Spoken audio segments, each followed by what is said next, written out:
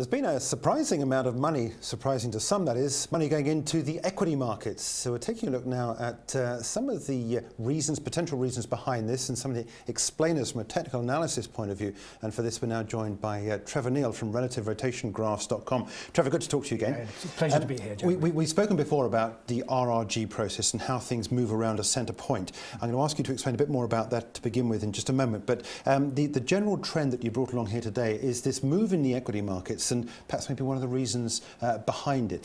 Just introduce what's going on. Yes, so we've seen big rotation in the market, and of course relative rotation graphs are a great way to see that. And my point is that really this is being driven by the currencies, and we'll see the connection in a moment using these graphs. Okay, well, let's start off first of all, if we can, with a look at the 1 week relative rotation graph for the STOXX Europe 600. This gives us an idea as to the way that these sectors are moving. Yes. Okay, just to remind you, we've got these relative rotation graphs are divided into quadrants, and you can see they're marked the top right, leading quadrant, weakening, lagging and improving quadrant as we go around this clock. Securities are sectors which are on the right-hand side of 100, are outperforming the benchmark, which is the Euro Stoxx itself on a relative basis. Those that are above 100 on the horizontal are doing so with positive momentum. So on the top right-hand side, you can see technology there. Technology has got not only upside relative outperformance on a relative basis, but also positive momentum. So it's going up and going up faster. So technology is the new driver here, the new star performer. Basic resources has been the leader for a long time. It's now perhaps a little bit mature, but not over by any means at all as a leading sector. But oil and gas, which led for a long time to, as you can see down there, is in that weakening sector. It's still on the right of 100, so it's still outperforming on a relative basis, but it's now moving back, and I think we know where that is heading. So it looks as though we're seeing some rotation, some change in the lead here. But one of the things I wanted to point out to you is that one of the things which the dogs of these markets has been the banks. And the banks are coming up, and they've been in the lagging sector, and they've been very, very weak for a long, long time. But that's changing now, and we're coming up there you can see in the improving sector. It's a long way from going across 100 and being a star performer, but it's going in the right direction. So I'd like to have a look at that a bit more closely. Let's look first of all, if you can, at basic resources, because there's a second chart that you wanted to take a look at. And if we flick this over to what one might regard as a chart of which they're more familiar, this is the European STOXX 600 basic resources sector. Now, you've given us 3 lines here on this. Explain what's going on and how this supports the RRG. Okay, well, the top chart, as you recognise, is just an ordinary candlestick chart, and I've got that uptrend line there showing us this dominance of this sector all of this year. At the bottom, if I can skip to the bottom, is the sector, which is basic resources, divided by the index itself, the Euro Stoxx. So this is the rising line here has been the strength of the sector. That's a regular way of showing outperformance. But in the middle here, we've got 2 lines. The solid line is the JDK RS ratio, and the grey line there, the weaker line, fainter line, is the momentum of the ratio. Now these we've got the ratio in positive territory above 100, and so we've got a strong sector in a relative basis.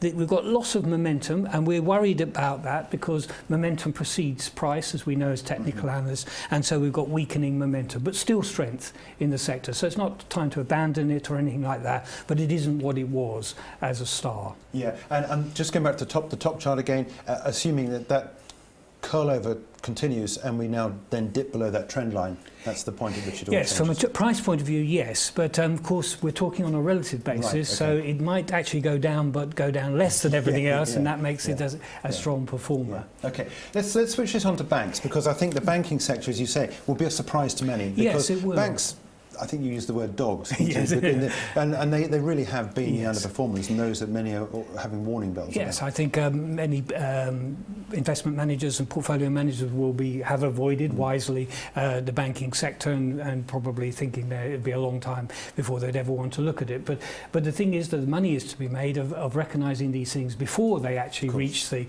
become the strongest. Now, what you see is again a regular candlestick chart here. We've seen this downtrend.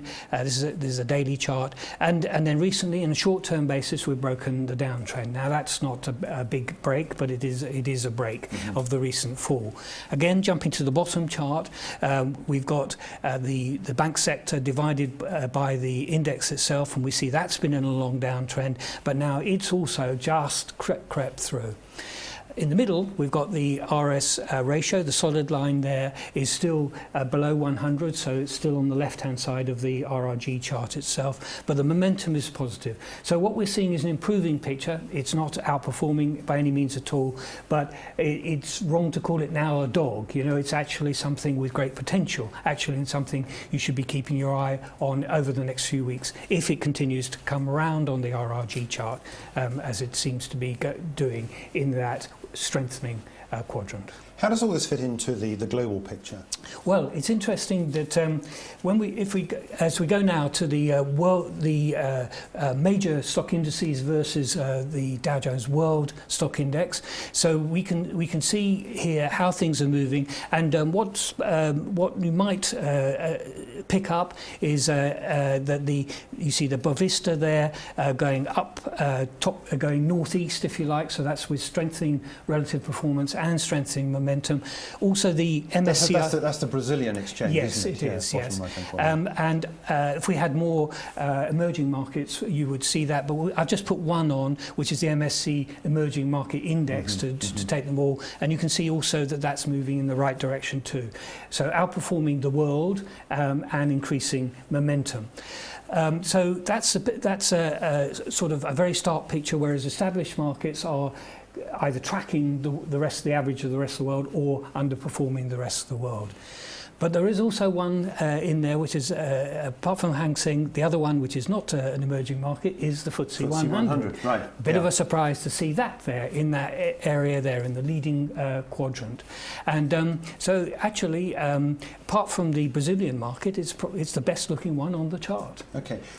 You said at the top there is the underlying message that it sort of explains this in your mind, and you're then turning to the currency markets. Yes. Explain how this sort of fits in and dovetails. Yes, what you can see, Jeremy, is that the driver of this theme, which is emerging markets and sterling, is currencies.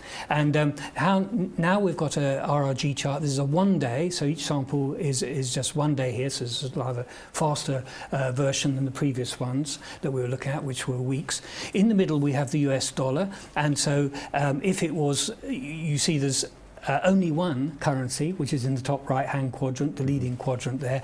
Mostly everything is going southwest. That means relative underperformance with poor momentum in it as well. So looking bad and looking like getting worse, led by the South African rand there.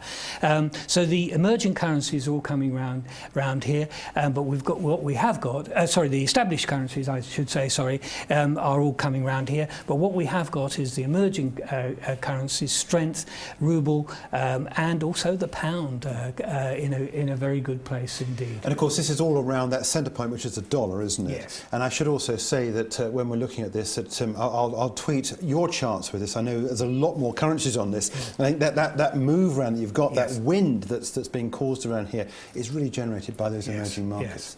Yes. You're saying there as well about sterling, because this is like the FTSE. Sterling stands out. Interesting enough about this.